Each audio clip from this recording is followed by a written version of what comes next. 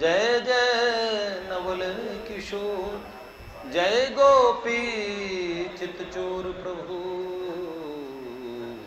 जय श्री माखन चोर। आवाज बढ़ाओ बेटा।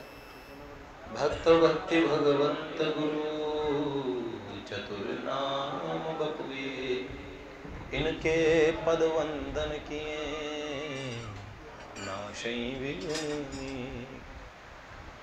नारायणं नमस्कृत्यं नरं चैव नरोत्तमं, देवीं सरस्वतीं व्यासं ततो जयमुदीरये।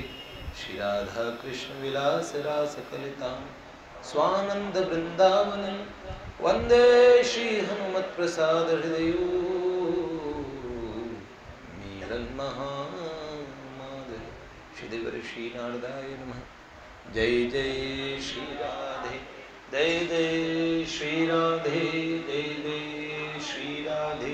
श्री लाडली लाल की जय, भक्तवत्सल भगवान की जय।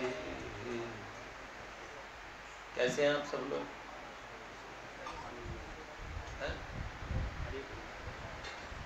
किसी की जिज्ञासा आई थी, फिर हमने कहा भक्त चरित्र शुरू करेंगे। भक्तमाल की पद्धति से कहना आता नहीं, बिल्कुल भी नहीं आता। अंगद जी और गिरधर इन सबको ज्यादा, बहुत ज्यादा पता है, मुझसे तो मुझे तो कुछ भी नहीं पता। लेकिन अगर स्वतंत्र कहने के लिए कहेंगे तो मैं फिर उसमें वो नियम नहीं लगेंगे।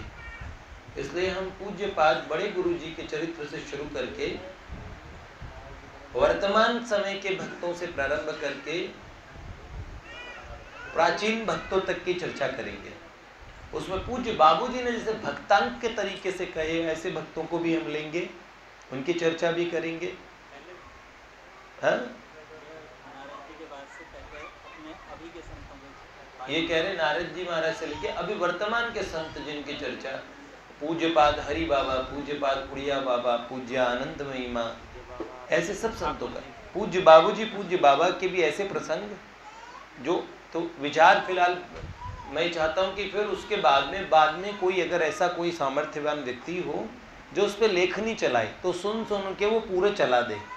जैसे मैंने महाभारत कही तो उस हिसाब से कही जो आप लोगों के समझ में आ जाए। अभी मेरा विचार ये है कि भक्त चरित्र भी हम ऐसे ही प्रयास करें कि भक्तों की चरित्र अगाध है, उसको कहने के लिए कदाचित बहुत शुद्ध बुद्धि अमलात्मा परमहंस महात्माओं की आवश्यकता है, वही कह सकते हैं। लेकिन मुझे लगता है कि भगवान ने जैसे कहा मत चित्ता मदगत प्राण बोधयंत परस्परम, तो मत चित्त और मदगत प्राण भी नहीं है फिर, लेकिन इतना जरूर है कथ्यंतश्च माम नित्यं तुष्यन्ति च रमन्ति च। मेरे को कहते हैं और खुश हो जाते हैं, मेरी बात सुन के उसी में रमण करते हैं। अब जितनी देर सुनते हैं उतनी देर तो रमण करते हैं। तो आंशिक हम मच्चित हैं, आंशिक मदगत प्राण हैं, लेकिन अंश अंश में भी क्या बात है, थोड़ा थोड़ा करके घड़ा भर ही जाएगा। सुनाने वाला पूरा नहीं, सुनने वाले पूरे। आप लोग कथा रसिक हरिदास हैं तो सुनाने वाले को दक्षिणा जरूर देंगे। पूज्य बाबा के पास में कई वक्ता कथा सुनाने आते थे तो बाबा सुनते थे, अंत में बाबा कहते थे मैं अकिंचन महात्मा उनके क्या दक्षिणा दूं। तो जो टेकचंद जी ने मौलाना जलालुद्दीन वसाली साहब को बात कही थी, वसाली साहब एक इस्लामी सूफी फकीर है, और उनसे कहा राम जी का चरित्र सुनाने के बाद में वसाली साहब की आंखों से झरझर आंसू बहने लगे। उन्होंने कहा कहो तो पंडित ये किस शहजादे का चरित्र सुनाते हो? तो उन्होंने कहा धर्म धुरीन भानुकूल भानु राजा राम स्वबस भगवानु सब कर परम प्रकाशक जोई उमा राम अवधपति सोई। मैं तो उन राम जी की बात कर रहा हूं जहां अयोध्या नगरी के जो राज राजेश्वर है, ऐसे श्याम सुंदर स्वबस भगवान, स्वनाम धन्य श्री राम, उनका चरित्र सुना रहा था। तो मौलाना वसाली जी ने उनसे कहा था, मुझसे कुछ भी मांग लो आज। तो टेकचंद पंडित जी संसारी थे, उन्होंने कहा मुझे मौत से डर लगता है, तो मेरी मृत्यु अकस्मात हो, घर में कोई हमारा कुल का नाम लेवा नहीं है, कोई संतान नहीं है, बरसों विवाह को हो गए, संतान हो जाए। और तीसरा, जिनकी कथा सुनाता हूं ना, उनकी मुझे प्राप्ति हो जाए, तीसरा नंबर पे। तो हंसने लगे, उन्होंने कहा पंडित जाओ, दोनों इच्छाएं तो तुम्हारी अभी पूरी कर दी, और तीसरी अगली मुलाकात में। तो बोला अब कहाँ मिलेंगे? तो बोला यार के कूचे में। कहाँ पे? अयोध्या में। तो जिन्होंने कथा बाद में सुनी, लेकिन सुनाई किसको? कथा बड़ी सुंदर है ये, कभी आपको बाद में हम कई बार सुना चुके हैं, इसलिए हैं सुना दूं। बीच में राम जी के ऊपर कुछ दिन चर्चा का आदेश मिला था, तो वो श्री राघव प्रभु दिखते नहीं है तो इतनी एनर्जी नहीं आती रामचरित्र सुनाने के लिए। कथा रसिक हरिदास, भगवान अगर आपका अनुमोदन हो तो इसे पूरी सुनाएं। बिल्कुल आप बस गर्दन हिला दीजिए, हमें पता लग जाएगा। मना कर रहे हैं आप? हाँ कर रहे हैं, मना कर रहे हैं। आप इधर आके सुनिए ना, तो आगे इसके तो आपको जजमान बन के आगे आना चाहिए कथा का। आगे आएंगे तो सुनाएं। आओ आ जाओ सरकार, आ जाओ, आओ ना। अरे राघवेंद्र देखिए, ये हमारे राम जी हैं, एक बार आगे तो आओ भैया, सुनो ना इधर, सरकार आ जाओ यार। भैया वो मेरे कहने से आएंगे, आओ सरकार आ जाओ। इतने में तो ठाकुर जी दौड़ चलाते, जो भजते मुझे भाव से मैं उनका ही हो जाता, बिना भाव के लाख पुकारे। यहाँ बिठाएंगे सरकार, यहाँ आ जाओ सरकार, इधर आ जाओ। वीडियो बन रही है तो क्यों इनकी ना बनाए? अब तो बनेगी इनकी वैसे। अच्छा, फिल्म बनेगी। जय जय श्री राधे। तो वसाली साहब की थोड़ी सी बात बताते हुए चलते हैं। मुल्तान इस्लामी शासन था। एक पंडित जी कथा शॉर्ट में सुना देंगे, कथा बांसते हुए पहुंच गए। ऐसे पंडित थे, मुझसे तो लाख गुना अच्छे, पर थे मेरी बिरादरी के ही। तो उनका नाम था टेकचंद। तो ये टेकचंद पंडित जी कथा बड़ी सुंदर सुनाते थे। मैं तो अच्छी नहीं सुनाता हूँ, लेकिन वो बहुत सुंदर सुनाते थे। भाव भंगिमाएं, पौराणिक जो कथा वाचन करने वाले, जब जहाँ रोना है वहाँ सही टाइम पे रो पड़ते हैं। मैंने कथाएं सुनी है, बड़ा सुनाने की शैली होती है। जहाँ सीता जी रो रही हैं, राजा जनक जी विदा कर रहे हैं, तो उस समय जनक जी रो रहे हैं, तो मैंने कहा कथा वाचक कितने भावुक हैं, लेकिन वो पल में हंस देते, पल में रो देते, पल में हंस देते। मैंने कहा ये, बाद में मुझे पता लगा कि इस कथा को सिखाने की भी ट्रेनिंग होती है। कहाँ पे क्या चुटकुला सुनाने चाहिए, कहाँ पे क्या बात सुनानी चाहिए, इसकी भी ट्रेनिंग होती है। ये भी एक राम राम लेकिन पौराणिक बोलते थे उन्हें, पुराण सुनाने वाले। लेकिन शास्त्र में जैसी जो बात अपेक्षा की गई है, श्रोत्रियम ब्रह्मनिष्ठम, आचार्य संत गुरु कैसे होने चाहिए? श्रुतिधर हो, श्रोत्रिय हो, श्रुति का ज्ञान हो, और दृष्टांत कुशल हो। ये वक्ता के बारे में बोला कि दृष्टांत उसे अच्छे से अच्छे उदाहरण देने आने चाहिए। तो दृष्टांत कुशल हो, लेकिन खुद ब्रह्मनिष्ठ हो। लेकिन कोई बात नहीं, भगवान की कथा कैसे भी गाने वाला, उसका कल्याण होता है। ये बात सही है। तो कलयुग में तो भगवान का गाई रामी रामई सुमरिय रामई संतत सुनई राम गुण ग्रामई, कलयुग जोग न यज्ञ न ज्ञान एक आधार, राम गुण गाना नहीं कलि करम भक्ति विवेकू, राम नाम अवलंबन एकू। तो कैसे भी भगवान का चरित्र गाते हैं, गा रहे थे पंडित जी बड़ा सुंदर तरीके से। मुल्तान के सबसे प्रसिद्ध सूफी फकीर एक महात्मा पूरा लबादा पहनते थे और अल्लाह हक अनहलक आवाज लगाते थे, हाथ में एक असा रखते थे। असा जानते हैं? नाम था वसाली साहब, लोग कहते थे। और इतने करिश्माई फकीर थे, लोगों में बड़ी मान्यता थी। वसाली साहब ने जब सुना श्री रामचंद्र कृपालु भज मन हरण भव भय दारुणम नव कंज लोचन कंज मुख कर कंज पद।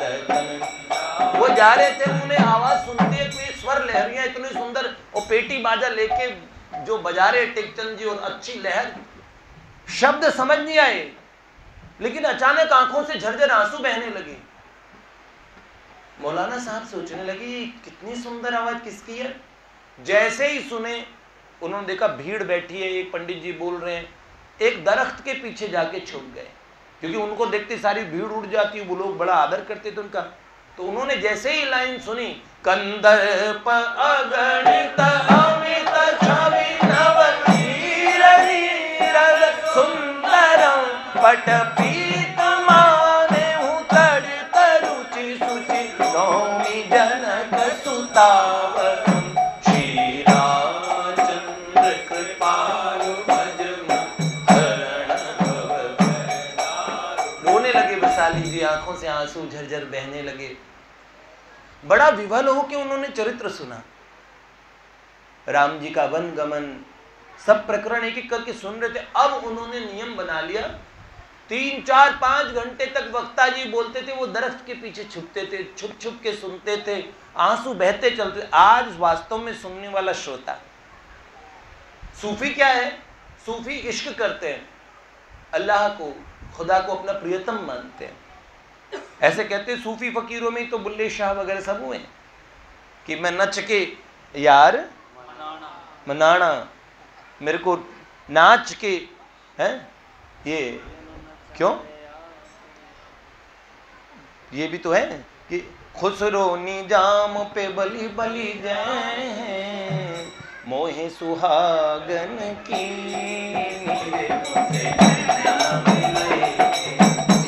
ये मार्ग विचारधारा है इस्लाम के। जितने जो मूल विचारधारा से हटके एकदम, वैष्णवों से मिली हुई विचारधारा है, इसलिए इन सूफियों को मार दिया जाता था अधिकांश। मंसूर से लेके सबका कत्ल हुआ है। लेकिन ये बद्दुआ भी देते हैं, तो ऐसे कहते जा तुझे इश्क हो। सूफी जब श्राप देता है तो सूफी फकीरों में श्राप देने की पद्धति निकाली, ऐसे किसी का बुरा करने का नहीं। तो वो ऐसे कहते जा तुझे भी इश्क हो जाए, जैसे हम हैं कि। तो ये सब सूफी है, ये जितने कलमे हम सुनते हैं, ये जितने सुनते हैं ना कि क्या बताएं कि क्या हो गया, मैं तेरा तू मेरा हो गया, मैं तेरा तू मेरा हो गया। हुस्न और इश्क दो ही तो थे, हुस्न और इश्क दो ही तो थे,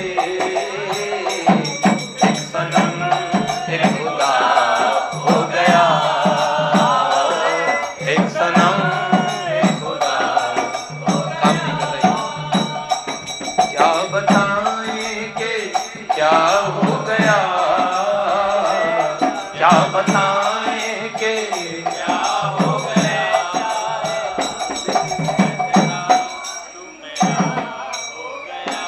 सूफियों में मान्यता ये प्रियतम है, जर्रे जर्रे में है। उनकी मान्यता एकदम ठीक यही है। हमारे प्रियतम, उन्होंने कहा अर्श पे भी रहता है, फर्श पे भी रहता है।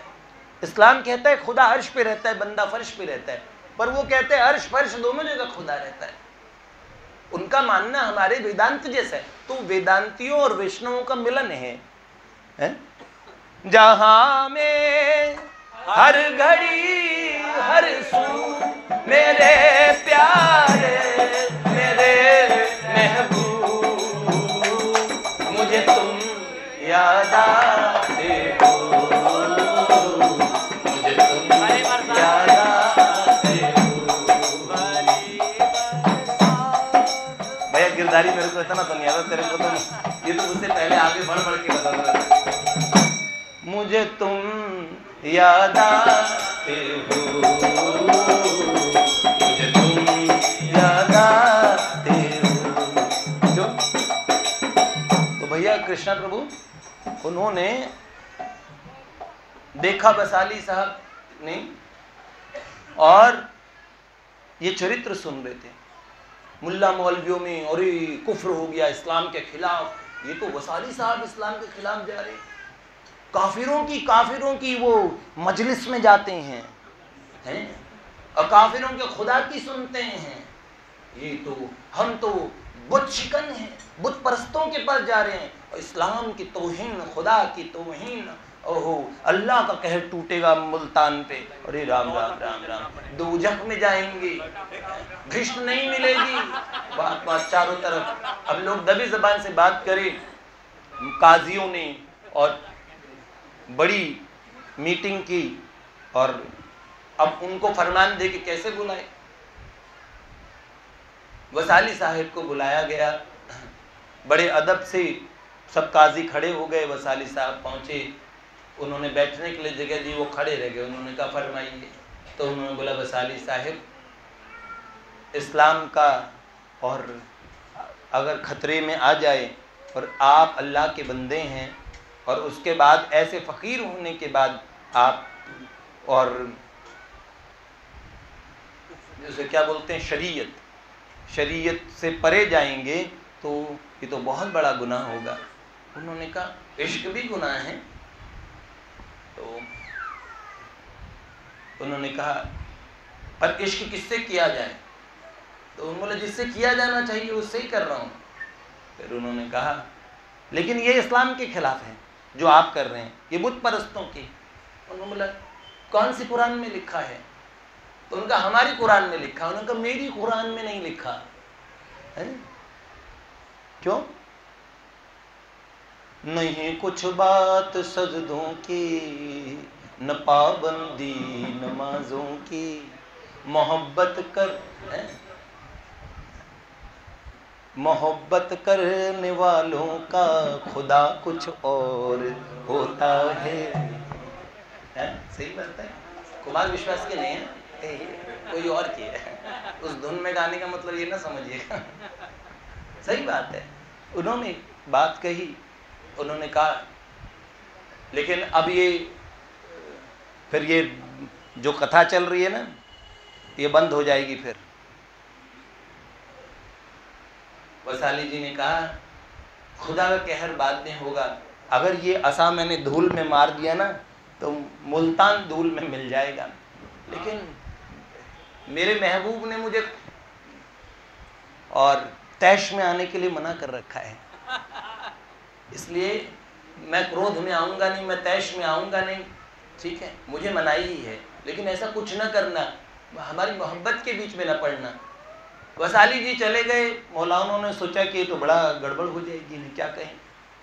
पंडित टेकचंद को जाके धमका दिया। उन्होंने कहा पंडित जी अगर अपनी जान माल की सलामती चाहते हो तो मुल्तान छोड़ के भाग जाओ। जिस तरीके से उन्होंने हाथ में उनके धारदार हथियार देखे, पंडित जी ने अपने पेटी बाजा, अपना पोथी पतरा सब लिया और भाग पड़े। अगले दिन की कथा के वो सब लोग ढूंढ रहे पंडित जी कहाँ हैं। महीनों महीनों कथा चलती थी कहाँ। और भैया आज वैशाली जी आए तो उन्होंने देखा और ये वो कथा सुनाने वाला कहाँ चला गया जो मेरी आत्मा में, मेरी रूह में जान फूंक दी उसने। और ऐसे पागल की तरह देखने लगे, ढूंढने लगे। उन्हें लगा हो ना हो कुछ गड़बड़ हुई है। और जैसे ही सिद्ध फकीर थे, आंख बंद की, देखा पंडित जी भागे चले जा रहे जंगलों में के रास्ते से। तो वहीं अपना और छड़ी टेकी तो सामने उनके सामने आके खड़े हो गए। उन्होंने कहा पंडित जी कहाँ जा रहे हो? उन्होंने कहा वसाली साहब मैं बहुत खतरे में हूँ और अपना घर है, बस माता पिता की इकलौती संतान हूँ, हमारे कुल में हमारे फिर कोई नाम लेवा भी नहीं है मेरे अलावा, जैसे तैसे गरीब आदमी गुजर बसर करता हूँ कुछ भगवान के गुणगान करके। तो उन्होंने कहा पंडित चिंता कर रहे हो, जिसका चरित्र गाते हो, जिसकी गाथा सुनाते हो, उस पर भरोसा नहीं है। बोले भरोसा आप जैसे फकीरों को होता है, हमें तो भरोसा भी वो दे दे तो हो जाए, तो ये तो हमारे पेट को चलाने का और जरिया है। तो उन्होंने हंसने लगे। उन्होंने कहा एक बात तो बताओ, ये किसकी गाथा सुनाते हो? तब उन्होंने राम जी का वर्णन किया, और जैसे ही राम जी का वर्णन, उन्होंने कहा एक बार उनके स्वरूप का वर्णन तो करो, वो कैसे हैं? वो बताना शुरू किया कि हरि कंधर चारु जनेऊ बाहु विभूषण सुंदर तेऊ अधर अरुण रद सुंदर नासा विधि कर निकर बिनिंदक हासा भ्रकुटी मनोज चाप छविहारी तिलक ललाट पटल जुटकारी। ठाकुर जी का ऐसा तिलक है, बब्बर शेर के जैसे कंधे हैं, विशाल वक्ष स्थल है, क्षीण कटी है, और यमुना जी की भंवर के समान गहरी नाभि है। ऐसा सुंदर रूप, मधुमाते नयन, और उन नैनों को कोई देख ले, हैं?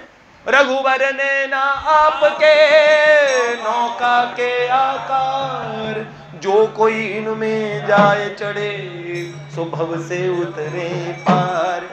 ठाकुर जी के नित्यों के बारे में वर्णन किया है, और ऐसे ऐसी बातें बताने लगे भगवान के, किस तरह मकराकृति कुंडल है, किस तरह सुंदर कपोल है, चारु कपोल चिबुक दर ग्रीवा, शंख जैसा गला, भगवान की जैसे सुंदर सुंदर चरणारविंद से शिखा तक का ठाकुर जी के सुंदर स्वरूप का वर्णन किया।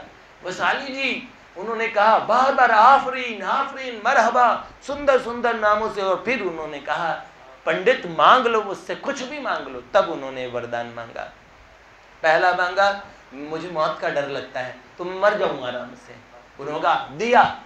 उनका और मेरे कुल खानदान में कोई बच्चा नहीं है, बरसों से मेरा कोई बालक नहीं है, शादी हुए बहुत साल हो गए, और सब तमाम नीम हकीम सब दिखा दिए, कुछ नहीं हो रहा। उन्होंने कहा दिया। अब उन्होंने कहा अच्छा और मांगो और मांगो। तो उन्होंने कहा अच्छा जिन भगवान की सुनाता हूँ कथा वो मिल जाए। तो हंसने लगे। पंडित दो चीज तो अभी दे दी, तीसरी बाकी रखना हूँ, अगली मुलाकात में दूंगा। तो बोले कहाँ मिलोगे? बोले यार के कूचे में मिलेंगे। और कहाँ मिले?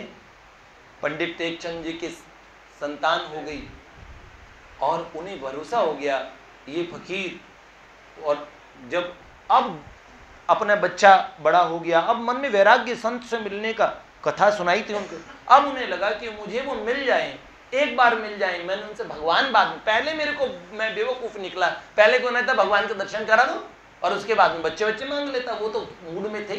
लेकिन भगवान प्रायोरिटी लोगों की बाद में होती है। तुलसीदास जी ने, भूत ने जब उनसे कहा कि मांग बच्चा मांग, तो कहा क्या कहा? भूत से भी भगवान मांगे, और हम भगवान से भी भूत मांगते हैं, है कि नहीं? हम मांगने में समझदारी नहीं है हमारी। तो भैया क्या हुआ, उन्होंने वसाली साहब और को ढूंढते हैं टेकचंद पंडित, कहाँ मिलेंगे? यार के कूचे में, मतलब अयोध्या। अच्छा भैया, उस निर्मल अयोध्या नगरी में पहुंच गए। सरयू के तीर अयोध्या नगरी, चौकी पे हनुमत वीर। अब मेरे पीर साहिब कहाँ मिलेंगे? वसाली साहब तो भैया पहुंच गए अयोध्या में, और अयोध्या में तो जैसे उनको सरयू को देखा, भाव समाधि हो गई। वहां पछाड़ खाते, लोट पलोट होते, उन लोग देखते ये मुसलमान फकीर इतना। देखिए अयोध्या में पीर कलंदर शाह एक से एक फकीर हुए हैं, और मुसलमानों की आज जिन्होंने भजन किया, सीताराम जी के प्रकट दर्शन किए, हनुमान जी आके जिन फकीरों संतन सत्संग करते थे, अभी मैंने लगभग 1 दर्जन फकीरों के नाम ढूंढे, 1 दर्जन से ज्यादा हो गए, 20-25 फकीर। जिनके भजन स्थल इतने प्रसिद्ध है, जो इस्लाम की नमाज पढ़ते थे और सीताराम जी का अखंड नाम जप करते थे और भगवान दर्शन देते थे, हनुमान जी सत्संग करने जाते थे। बताओ, इससे बड़ी धर्मनिरपेक्षता कहाँ होगी? धर्मनिरपेक्षता नहीं, धर्म सापेक्षता है ये। बस निरपेक्ष धर्म से तो हो ही नहीं सकता कोई भी। ये शब्द तो बाद में गढ़ा हुआ है थोड़ा सा, मतलब, लेकिन जो सेकुलर ये शब्द बोलते हैं ना ये, हाँ। तो भैया उस अयोध्या में, और एक दिन क्या हुआ, आनंद मस्त होके और कहाँ लगा दी? छलांग लगा दी सरयू में।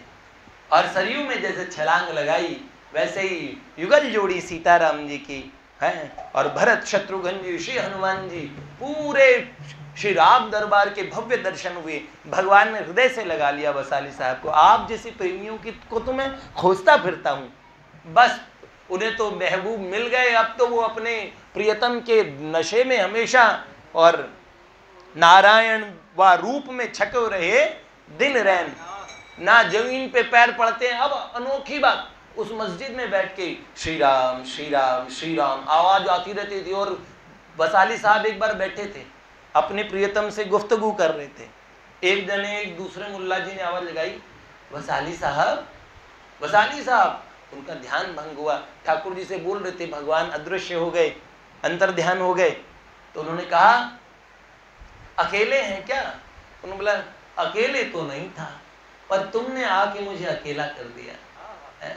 अपने यार के साथ मशगूल था भैया, ऐसी बात। और उसके बाद में टेकचंद पंडित जी को लगा कि मेरे गुरुदेव मिलेंगे कहाँ। उन्होंने अयोध्या में जगह जगह कथा गानी शुरू कर दी कि वो कथा के रसिक हैं। और सरयू के तट पे टेकचंद जी को कोई पूर्व जन्म के माँ शारदा का वरदान रहा होगा, कथा बड़ी अच्छी गाते थे, लय कंठ वगैरह बड़ा अच्छा था। जरूरी बात नहीं है।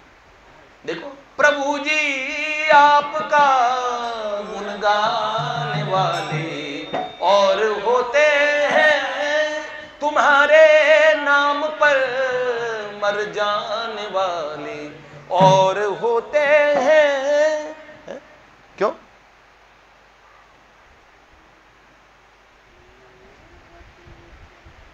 भैया एक दिन टेकचंद जी अपना पोथी पत्रा समेट रहे थे, उस दिन पीछे से वसाली साहब ने हाथ लगाया। उन्होंने कहा, पंडित कैसे हो? जैसे ही देखा, अपने गुरु महाराज को देखा, दंडवत ब्राह्मण देवता और चरणों में पड़ गए। उन्होंने कहा, आपको दर बदर ढूंढता फिर रहा था, बहुत गलती कर दी मैंने, 16 बहुत गलत किया। उन्होंने कहा, जो यार की इच्छा होती है वही होता है। तुम्हारे मन में वही पहले जो सौदा, तुम्हारे मन में जो चीजों की महत्ता थी, तो यार वही देंगे ना, तुम्हारे मुंह से जबान से भी वही निकलेगा। लेकिन कोई बात नहीं, अब वक्त आ गया है तुम्हारी खोज पूरी होने का। तो उन्होंने कहा, आपने कहा था यार के पूछे में मिलेंगे, तो ये तीसरा वरदान पूरा करूंगा। तो उन्होंने कहा, कल आ जाना। किसी ने बात सुन ली, अयोध्या के कौन से वन के अंदर में एक वृक्ष के नीचे बुलाया था, वो दूसरे सज्जन भी चले गए वहां पे, वो छुपे हुए थे। वसाली साहब ने कहा, अकेले आने को कहा था, आज तुम अकेले नहीं हो, फिर अकेले आना। और अगली बार श्री ठाकुर जी का आह्वान करके और बलि टेकचंद जी को दर्शन कराया। दर्शन कराते ही पंडित जी अद्भुत, उन्होंने तो, उनका तो सामर्थ्य ही नहीं था भगवान के अद्भुत ऐश्वर्य को और भगवान के अद्भुत माधुर्य को देखने का। पंडित जी के माथे पे हाथ रखा, उन्होंने कहा, टेकचंद आज से बलि राम हो जा। और तब उर्दू की जो रामायण लिखी है बलि राम जी ने, वो टेकचंद पंडित ही थे, जिनका ये सबसे मशहूर एक वो है, वो डेरा डाल लीजिए, उठ राह लीजिए फेरी, जिस राह में पीव को पाइए जो, हम तुमसे न्यारे हो रहिए, नित खेलिए हंसिए गाइए जो। उसमें है ना, बलि अंत समय जह जावनो है, ताह जीवत जीव न जाइए क्यों?